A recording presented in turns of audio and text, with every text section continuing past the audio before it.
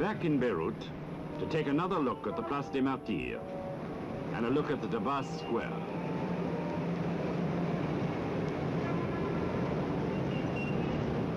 The country of 300 sunny days is made up of thousands of enchanting contrasts.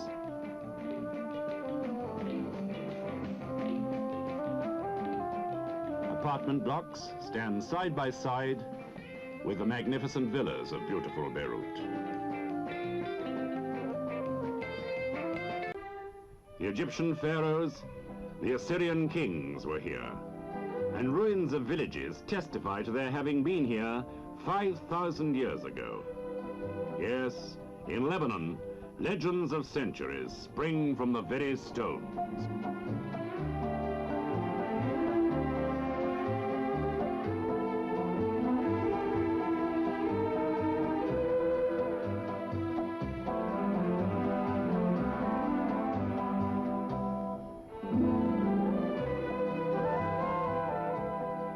The ornamental pool is empty.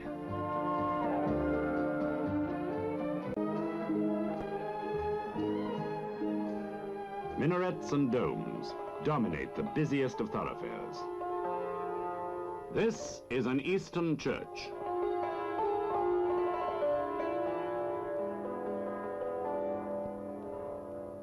The heart of the capital is the Place des Martyrs, almost an international crossroad.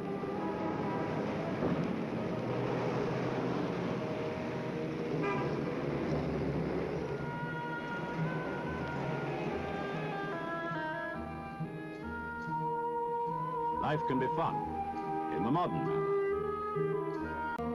Shoes, flowers,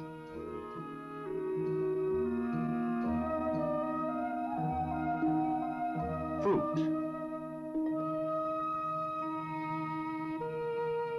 The colorful kaleidoscope of Middle East markets make marvelous, magical memories.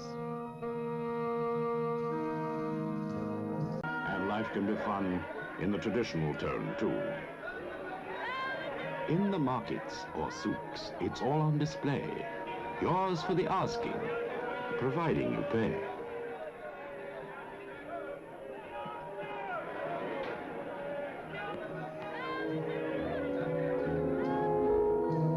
This man sells only water, but of the finest vintage. Sandals,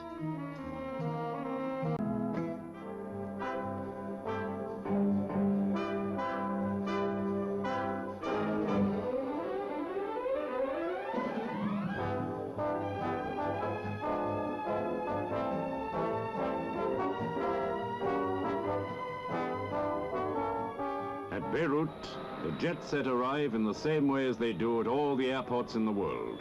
Only here can it be said that nothing is different. The calculated efficiency of the 20th century way of travel is taken for granted.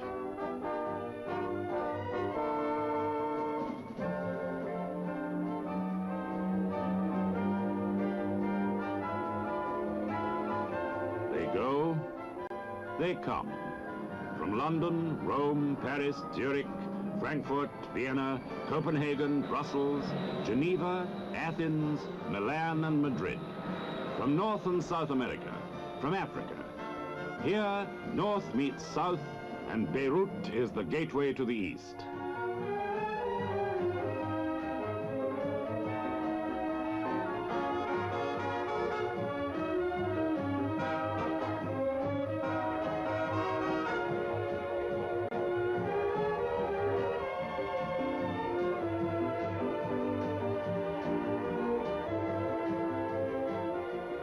Down to earth, and they take the bus to bustling Beirut, the hub around which the land of Lebanon revolves. Magnificent villas stand at the ocean side, where fun under the sun is the order of every day.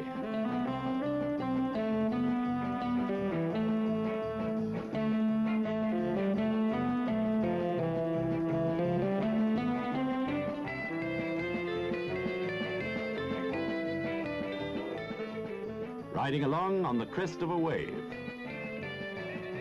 whilst back at the ski club, they have just about everything, if you see what I mean.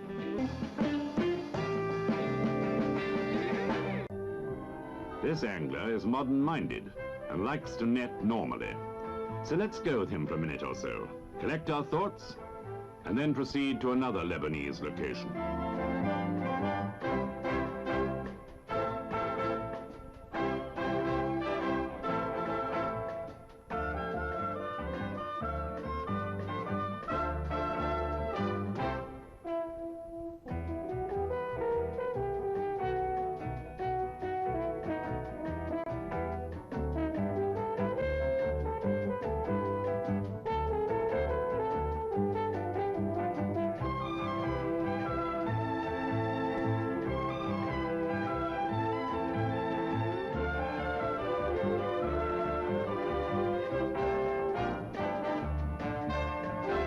Last look at Beirut.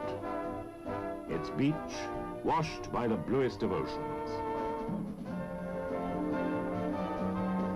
A last look at the cedars on their slopes of snow. 300 sunny days. 300, and from Marseille, Venice, Naples, and Istanbul come the great liners to the port of Beirut. Whilst here, the Lebanese version of Dolce Vita is in full swing. And exactly how Dolce can Vita be? Well, just you watch.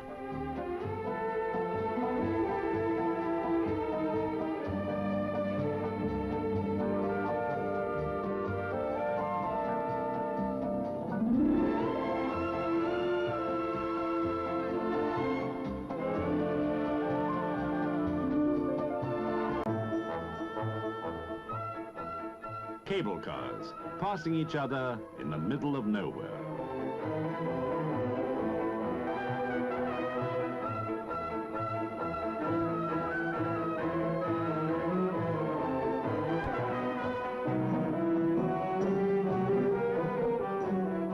Catch a cable car up to Harissa.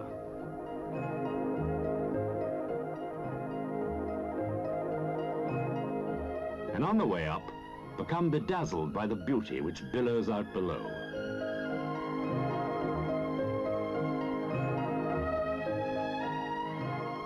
The Bay of Juni stretches away one of the most thrilling views in the Middle East.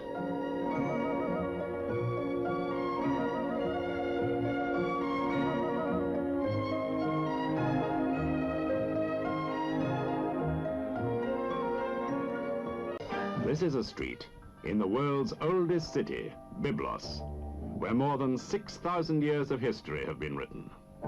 Bound in by ramparts, these few acres have preserved the traces of ancient civilizations. Relics ages and ages old have been unearthed and brought to light. There is something enchanting about fallen stones. Was history too great a load for them to bear? There is ample proof that the earliest of mankind knew Byblos. Tombs not less than 4,000 years old are still being found. Byblos is part of the 20th century's heritage. Souvenirs of more modern times.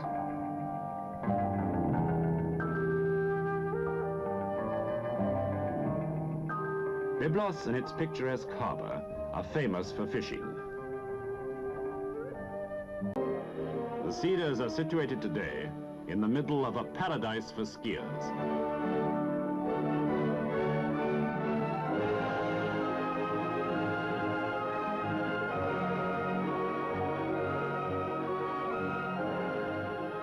Snow-clad villages nestle at the foot of the mountains.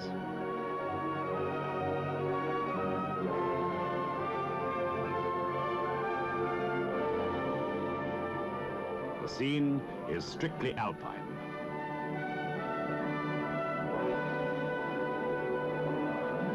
There's fun for all seasons. Yet it's hard to believe that down below, the sea is blue, the sun is hot, and the coast lies shimmering in the Mediterranean haze.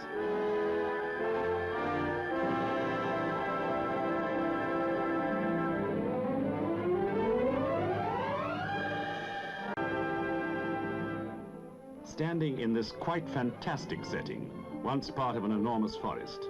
So old are they that the trees provided timber for the sun ships of the pharaohs of Egypt and wood for the Temple of Solomon.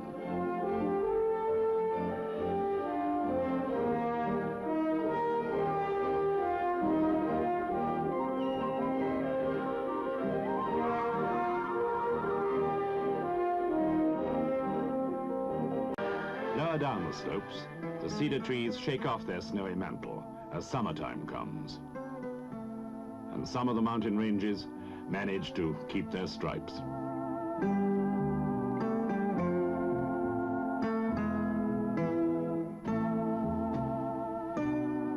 The land is lush, gentle, and prolific. Fertile valleys are watered by flowing streams. Gaze upon this old church, with rock fortifications which once defended it. Take in the township of Bashari, framed by valleys and mountains. Its main street has almost an American Western touch.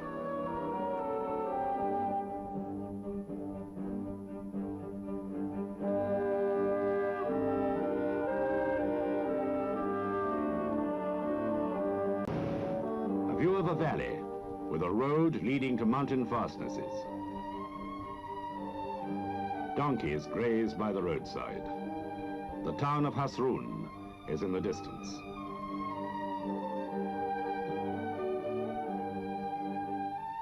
Another vista of Hasrun, clinging to its cliff top. The tiny town of Amun, at the foot of the mountains of the Cedars.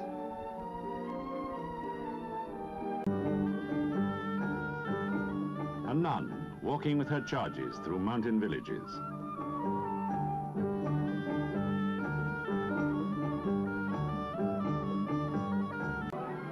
And the gorge of Kadisha is a wonderland of nature and as pretty as a picture.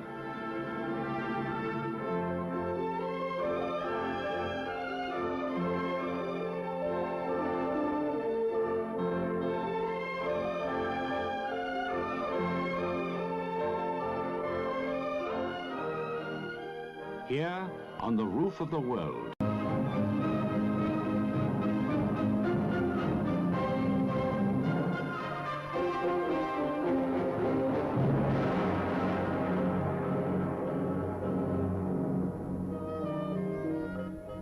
a Roman marketplace.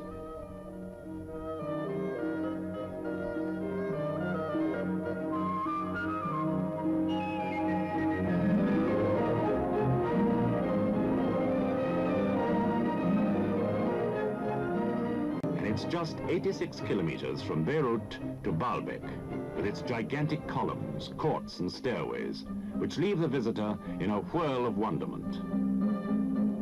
To Baalbek each year come the dancers in their colorful traditional costumes.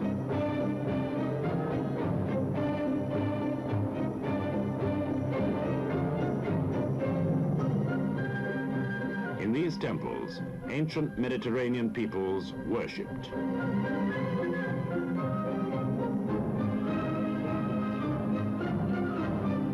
The Temple of Jupiter, that was yesterday. This is today. Here they worshipped the god of thunder, tempest, and torrential rain.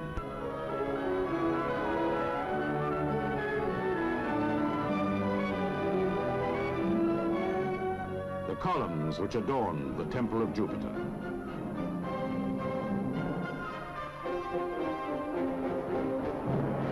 At Anjar, stories in stones are there for all to read. They proclaim to this year that there was a yesteryear.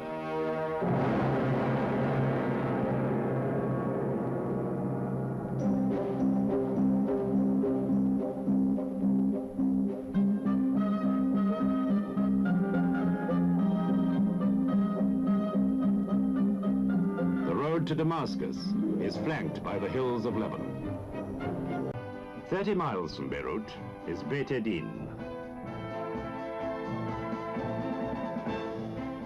The palace of Beit Edin was built by a monarch who was absolute ruler of Lebanon for 50 years. The building is a model of Eastern architecture and a romantic reminder of a bygone age.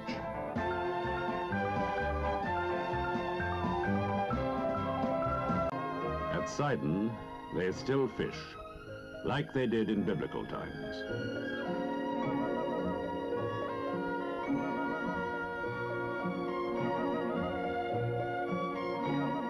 Today, they also catch them by shooting a line. Sidon's history can be traced back thousands of years.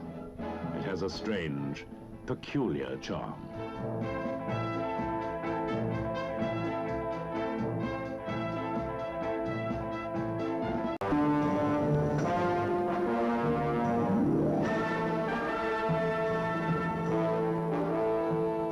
It would be too obvious for me to say that people seldom tire of looking at Tyre, so I won't. Tyre, spelt T-Y-R-E, is very, very old.